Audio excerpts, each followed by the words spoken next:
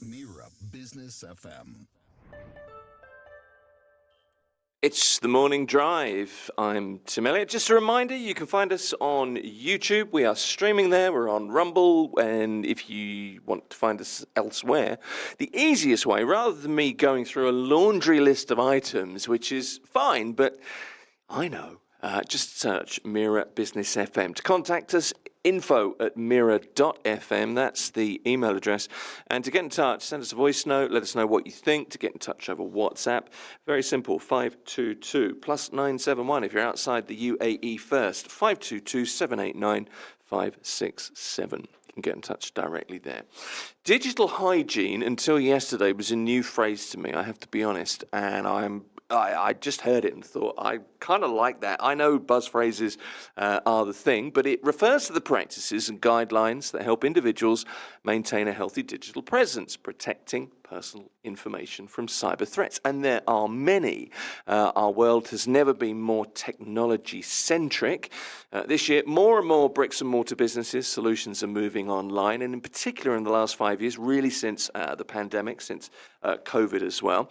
Digital acceleration isn't without its risks, though, and so digital hygiene, or cyber hygiene if you prefer, is now a thing, and it's, as I say, a set of guidelines, best practices to help us keep our digital life healthy. Muzammil Shaikh is with me. You're a digital guru today, Muzammil. Today. That is how I'm going to describe you. First of all, everything I've just said there, is that a decent definition of what we're calling digital hygiene, do you think? I mean, it's a catch-all phrase at this point, and so we have to use a word to grab people at some point. And we do. It has to, like broadband is a catch-all phrase. Similarly, you could say, I think, to start off, privacy is the most important thing, which is people don't understand the nature of it. Privacy and security are similar but not same. Privacy is easier to maintain. For example, easily LinkedIn. You can go into LinkedIn and there's a feature there where you can disable your last name to be fully seen. It will be just to initialize it. Also, people make the mistake of being on LinkedIn and using their complete passport names for some bizarre reasons, which might be 4 or 5 names there. Okay. All of these simple things can be done immediately to reduce your footprint, attack footprint in the digital world. It's interesting that because the simple fact is we're all online all the time. We're all guilty of doom scrolling or spending too much time on one particular favored social media app. Everybody's doing it. All ages are doing it. And really simply, we share too much, don't we? We are leaking information deliberately and, of course, by design of our lifestyle, digital lifestyle.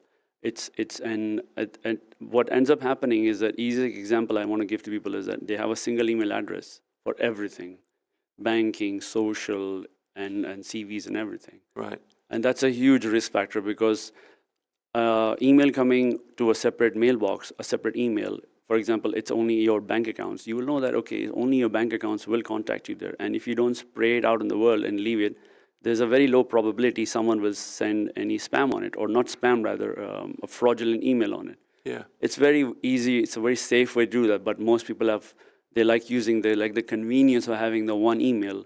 But it's actually a big risk at this point. And also having your name in the email, I think, is now a new thing. That's what my personal opinion is. Having your name in the email is actually also a bigger risk factor in some ways. Because you offer, I mean, if you're a fraudster and somebody has, their full name on the email, it leads you in the direction of being able to deduce things about a person based on the other things that you share online.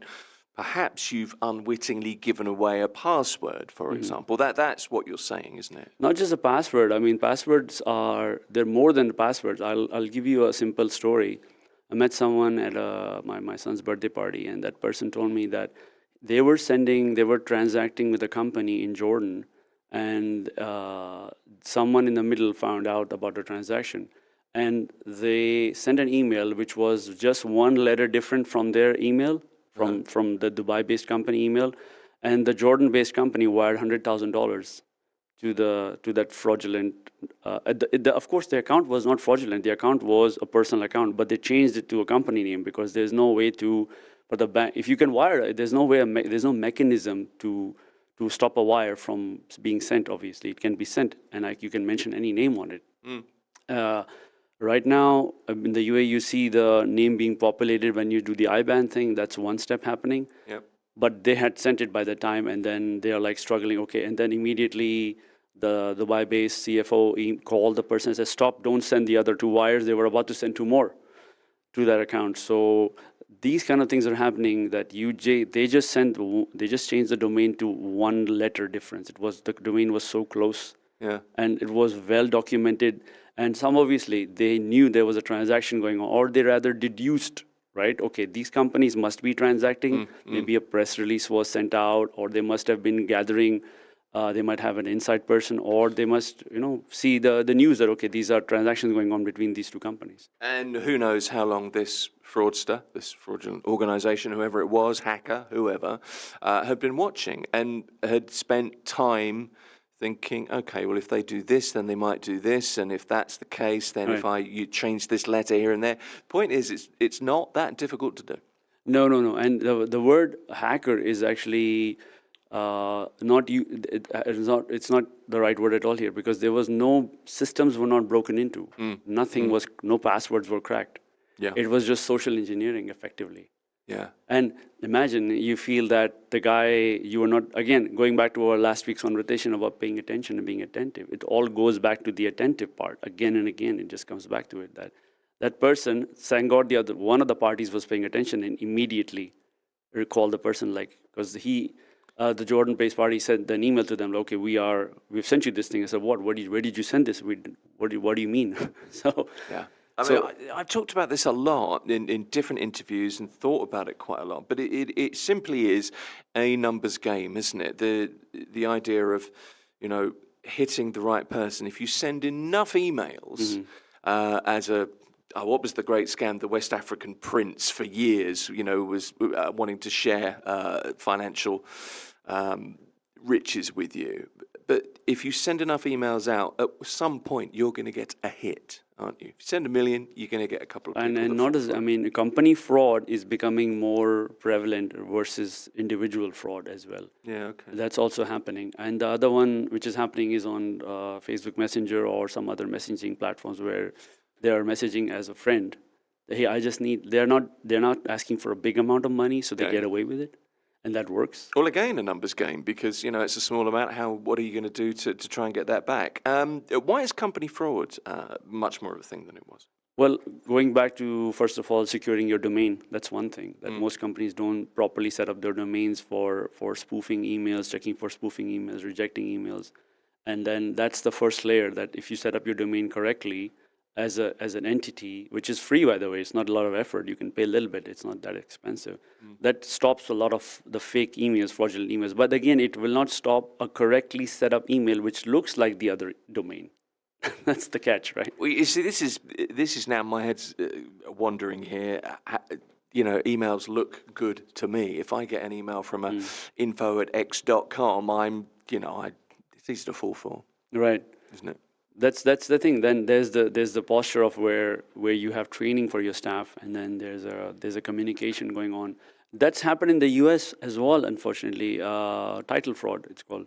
There was a transaction about to go down, and someone was buying a property, and at the same moment they received an email that your process has been complete, and because of the AI now, grammar looks fantastic. It's very easy to get that done.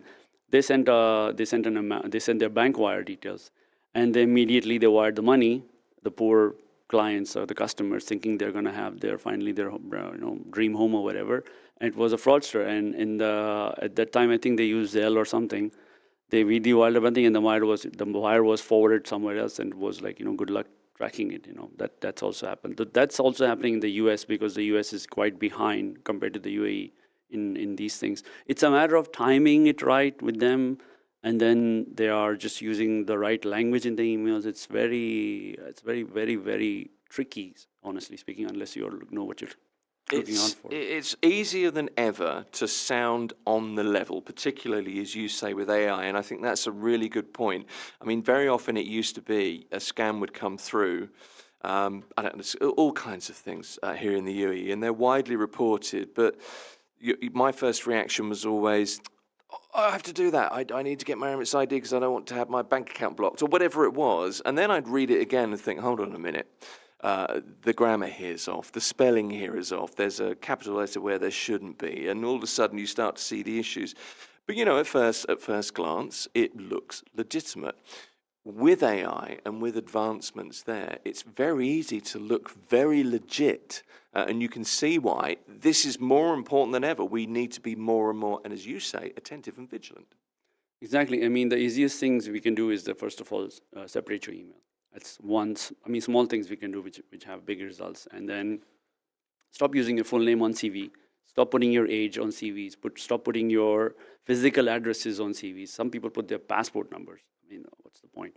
Because think about it, that it's a CV. If something is about to happen, that'll happen at a later stage with HR and other things. The documents will be exchanged at that point. You don't have to put in all of your details in the initial interaction. But people will be thinking, well, I need to put those details on a CV because I live in a place where I want to stand out, and maybe they want their nationality to stand out, or they want their age to stand out because it denotes experience, or not. I mean, there are different reasons for doing that. You can mention the age without mentioning the date of birth. But you need to limit the information, is what you're saying. Right. So should I put my name with my middle name on a CV, or should I just be, Tim Elliott, as I would kind of... Yeah, I mean, you could go with any option. First name, last name, initialize it. That's fine. Okay. And then phone number, of course. I would even say, if you go one step further, don't use the banking phone number also, because you get OTPs on it, right? Okay, OTPs are going to be stopped in the UAE, but they will not be stopped outside the country. Well, this is interesting, because we were talking about this yesterday, and my reaction was like, oh, that just won't work, because we want one phone, don't we? And we all want to deal with one number. You want to keep everything in the same place because all of a sudden, life's hard enough without making it more difficult. But you would contend that if you have two phones, you just keep one at home where it can't be lost and it can't be flooded, or it's not any particular risk. That's where you get your OTPs and any seriously sensitive information potentially. Yeah, just think about it. If you get a fraud SMS on the other number, you say it's 100% fraud, because you know that the bank doesn't have this number. It's just so easy to just be calm about it and not worry about it. So do you do that? Have you got a phone at home hidden I use in my the bottom drawer on the left-hand side in the shoebox? Well, I use my Pakistani number for that. So because some Okay. numbers were being blocked here, because the UAE was blocking some numbers, I had to use a Pakistani number. But at this point, I don't have a system of getting OTPs. I moved it from the phone to the apps. So the apps are rotating the codes. Right. Don't need to worry about the phone that much. Okay. So what are most of us doing wrong? What would be for you the main things that your everyday person, me, Faraj, who's actually on his phone right at the moment, what are we all doing wrong, do you think? Reduce your data footprint from the public world. Stop using your full name, last name. Remove your last name. Even misspell it. Fine, it's fine. Who cares, right? Misspell it from your passport name. What's wrong with that? No one's going to care. Stuff like that, and simple things.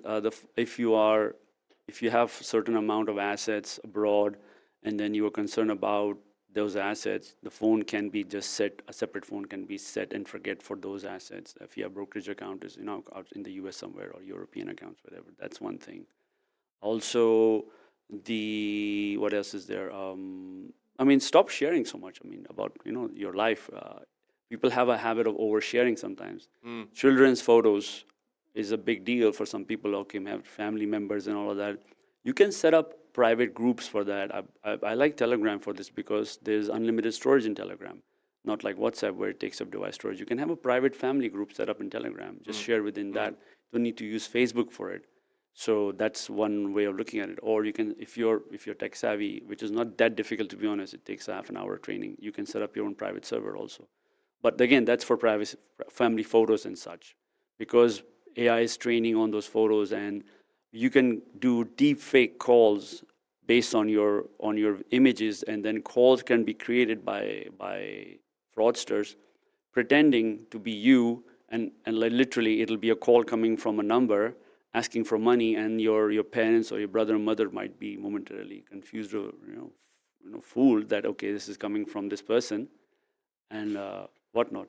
Okay, so look, data is the phrase I heard many years ago, and I remember thinking at the time, what on earth is that? But data is the new oil, was the phrase, and it's become increasingly clear that data is incredibly valuable. Companies make billions and millions of dollars off of data, collection of data, sharing of data, marketing to that data, etc. We all know that, but it's really important to keep in mind, isn't it, that your personal data is incredibly valuable, therefore it should be restricted to you. So stop oversharing. Let me give you, if you want to be concerned about it, everyone says, oh, I don't have anything to hide.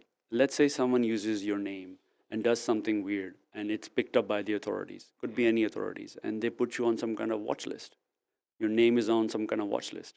Which is not beyond the realms of possibility, Right, is it? and it's happened to an ex-colleague of mine. He used to get stopped at the airport every time, and then half an hour or 45 minutes of checks. Every time they would let him go. So And was that because his name was similar to somebody's, or that was they because... will never say. They wouldn't say? They will Okay. never say. So Okay. it was probably not even his fault. And then there are chances where you just have bad luck, and then your name is a common name.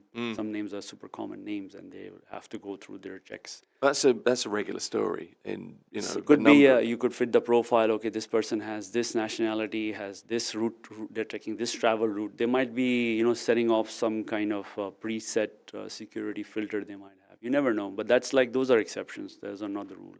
Okay. Okay, top three things you can do: the name thing, the email thing, and the third is use a password manager. That's the easy one.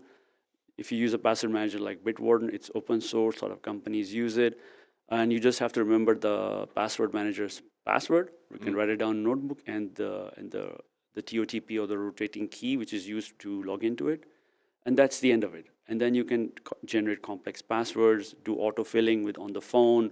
You don't have to worry about it. You say, okay, what if the password manager gets hacked? That's a low probability because it's using very high encryption. And you have to have, unless you use a very weak master password, which it won't allow you to do that anyway.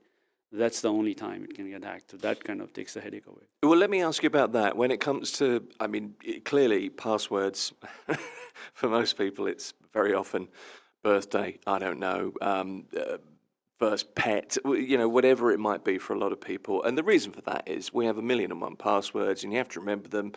You change your phone, you've got to relog into all these different apps, and it's from that point of view, it's great to have the same password for all of them. Clearly, from a security point of view, that's for daft people. But when it comes to setting a password, are there any tips to setting a technically challenging password, but something you can remember? Yeah, you can even use like songs. You can use a lyric if you want, and then you add some numbers to it.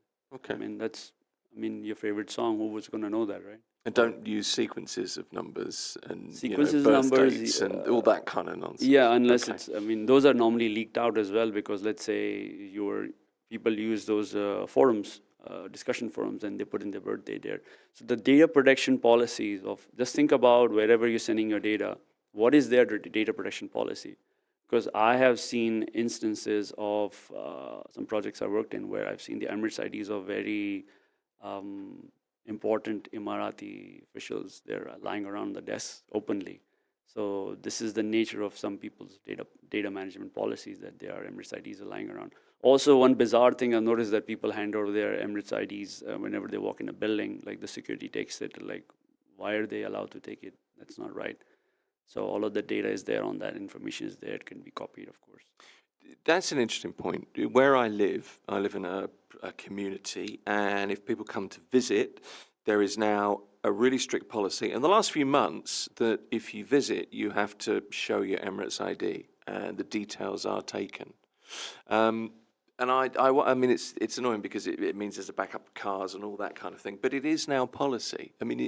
I don't know if it's a thing that we should be doing, handing over physical IDs or just a mobile number. People even, let's say you go to a restaurant, people give their card and for payment, right? You shouldn't do that. There's a CVV mentioned on the back of the card. You shouldn't give your card in any case because the whole card number plus all of the three things become the But it's card. rare now, but it does happen. I've seen You're it right. happen. Just as it happened this month with some people are still doing it. Okay. So it's that kind of first line of vigilance, which is your first line of vigilance. So set passwords, maybe use password manager of some form. There are plenty available. It's also good from an estate planning perspective. Let's say you can share the password manager with your partner and your kids or something, and they can log in. In case you don't want to share some accounts, you don't have to. It's an easier process with a group of people. Guarantee my wife would forget, but I take your point. That's a reasonable thing to assume. I've got a checklist for you here, and I just wanted to. This really runs to kind of the limits of digital hygiene, the overall kind of banner of the conversation today, Muzammil. I think there are 10 or 12 here. Let me just run through them very quickly with you. Just your thoughts, reasonably rapid fire, but I know there are things that you want to get across. First of all, online, keeping your software up to date. That's a given if you have Windows, of course. A long time ago, Windows used to be pretty bad about this, but they've really come a long way, so don't have to worry about it too much. As long as the internet is connected and it's getting updates and you're applying the security updates, it's fine. Don't use outdated software unnecessarily, and keep the browsers are more important these days. The web browsers are more important these days. Firefox is my favorite. It's different. It's more security forward. And because Chrome is very popular and a lot of people, it's a more bigger attack vector. It's more scrutinized, isn't it? Absolutely. Okay, so keeping software up to date, Office suites, that kind of things. Office is not a big issue. Right now, you don't need to use your Office even. Like you can use Zoho Workspace or you can use Google Sheets. Application-based life has moved on at this point. It's become more web browser-based. Okay. Any unused software that you're not using, get rid of it? Try not to use cracked software. I mean, as students, people have done that to save money. You're a student, you have money, obviously, you want to get some things done. And there was an industry back in the day where it wasn't actually cracked. It was like, okay, you're a student, you need to use something. And as you get older, you realize, okay, I'm making money from this. I should pay for it because it's only fair because they did the work I'm making money from it. So it's fair. It's very reasonable. Okay. Antivirus up to date? Antivirus, Windows has it embedded at this point. People assume that the Macs don't have viruses. That's not true. As if and when that happens, if a Mac becomes a big enough target, it has holes as well. Linux has holes as well. People think iOS is safe. There's a company which sells Pegasus software for iOS. They can take over and extract everything from your phone. The spy agencies have that, and you can buy by the way, anyone who can afford it. I think it's $40,000, $50,000 or something. I don't know the price. You can buy your way into using that software as well to extract data from your so-called safe phone, like Apple or Android, whatever. Okay, so if you have a firewall, make sure it's managed in the correct way. The good thing in the UAE is that Etisalat at least is doing managed routers, which have a very high security posture, that is helping a lot of people. So the firewall is managed by them, and it's up most of the time. And of course, if you're doing it yourself, you probably know what you're doing, so it's not that difficult. And that's a good thing happening for the common consumer with firewalls. Okay, so be aware. And Windows as well has a default firewall as well. It's pretty good. Well, we covered passwords, so strong passwords, challenging passwords. Use a password manager if you have lots of different things. That way you can use one unique password and everything else is hopefully encrypted in the right way. Something else here, two-factor authentication, 2FA. What is 2FA? Two-factor authentication means there's a second factor.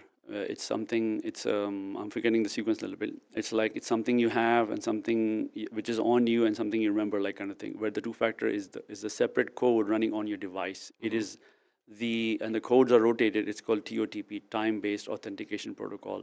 People think that the banks running the codes are doing something very magical. Not really. It's the same protocol, which some people call it Google 2FA. Not really. It's the app.